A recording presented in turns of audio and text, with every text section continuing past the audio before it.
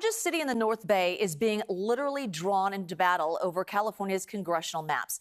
Tomorrow, state lawmakers are expected to vote on a measure to give voters a final say on a redistricting plan that would favor Democrats. Okay, so what exactly would that look like? So here's a comparison with the colors representing the rough party breakdown. The left side shows the current districts, and then on the right, as you can see, the new maps state Democrats are proposing. So the changes could give Democrats 5 more House seats. That includes a strangely shaped new district stretching from Santa Rosa up through Chico and then over to the Nevada state line.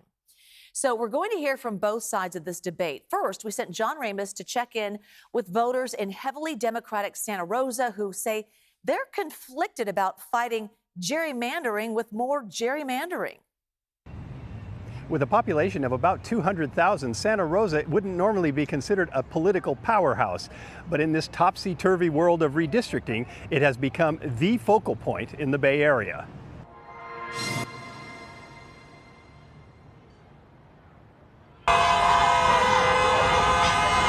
Donald Trump hasn't made a lot of friends in the North Bay, but he has certainly created a lot of activists, and most of them are centered in the Santa Rosa area. Santa Rosa's average age is older, and it's therefore expects to be activist.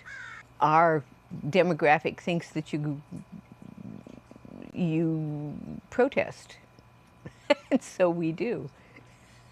Sabra Briere is an organizer for Indivisible Sonoma, the local branch of a national protest group behind some of the largest anti-Trump demonstrations in the country.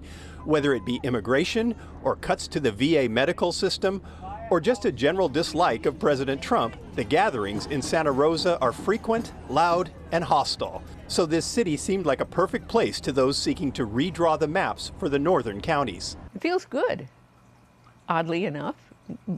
It feels positive, but that's because I'm so angry at the Republican Party. The target would be Doug LaMalfa, a Republican congressman from the Chico area. The new District 1 would reach clear over from the Nevada border to hit Santa Rosa, a huge population base in comparison to many of the small rural communities. I tell people that Santa Rosa is 75% Democratic on bad days, okay? Typically more than that. Dave Cahill is also an Indivisible member who sees the redistricting plan as necessary, describing it as not fair, but good. So it's a way to strike back at the evil Republicans. You see the Republicans as evil? Oh, yes. With those battle lines drawn, it feels like high stakes. But Santa Rosa resident Ed Silva is concerned about the high cost of a special election. That's not a concern in Texas. They're not asking the voters for their vote. So there's no election. They're just doing it in the legislature. So there's a difference there. Because they won't have to pay for an election? Right. Is that a good thing, though? Or is it better to ask the people?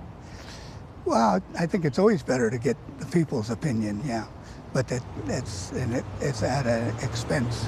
But for many Democrats, expense is simply not a factor. They believe the future of democracy hangs in the balance. Scott Peterson lives in Guerneville and doesn't usually vote along any party lines, but he's alarmed by what he's seeing in the country. Do you think the gloves are coming off in politics now? Somebody should stand up, but so far nobody has. So I hope somebody will stand up. Yeah. If it's Newsom, then it's Newsom. We're not going to act as if anything is normal any longer. Yes, we'll fight fire with fire. Yes, we will push back. It's not about whether we play hardball anymore. It's about how we play hardball. Do people see this as fighting fire with fire? They do. They also see it as tit for tat, and they see it as very childish. But they see it was not a game that we started. We didn't start this game, and we have to end it. For decades, Democrats have condemned any effort to disenfranchise the voters. Now they are doing it willingly. There's an old saying, never wrestle with a pig because the pig likes it and you'll only get dirty. In Santa Rosa, they don't think they have any other choice. Okay, so on the other side of this issue, North Bay Republican Congressman Doug LaMalfa, who could lose his seat, he says if the proposed map goes through, it leaves smaller communities without true representation. This is a very rural district here. It has a complete different set of values than what it's going to be drawn into. basically in the Bay Area. A complete different world as far as values. You know, they're releasing wolves on the ranchers up in my district, and they probably like them down in Sausalito. Republican Assemblymember Tom Lackey echoed those sentiments at a hearing today. Lackey says he wants redistricting to stay in the hands of California's independent commission. Their excuse? Texas is doing it. That's not leadership.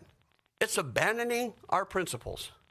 Redistricting is how politicians decide who wins before voters get a say. It's the most brazen way to rig the system. When district lines are drawn for political advantage, the first casualty is often fair representation. So as Republicans try to fight the plan for a special vote in November, they have one last chance in the courts. Republicans filed an emergency petition with the Supreme Court arguing the California Constitution guarantees a 30-day period for the public and lawmakers to review the legislation. Meanwhile, the Republican-controlled Texas House has just passed its new redistricting map. That would most likely give the GOP 5 additional seats in Congress. The Texas Senate is taking it up now. Meanwhile, Texas Democrats say they plan on challenging the new congressional maps in court.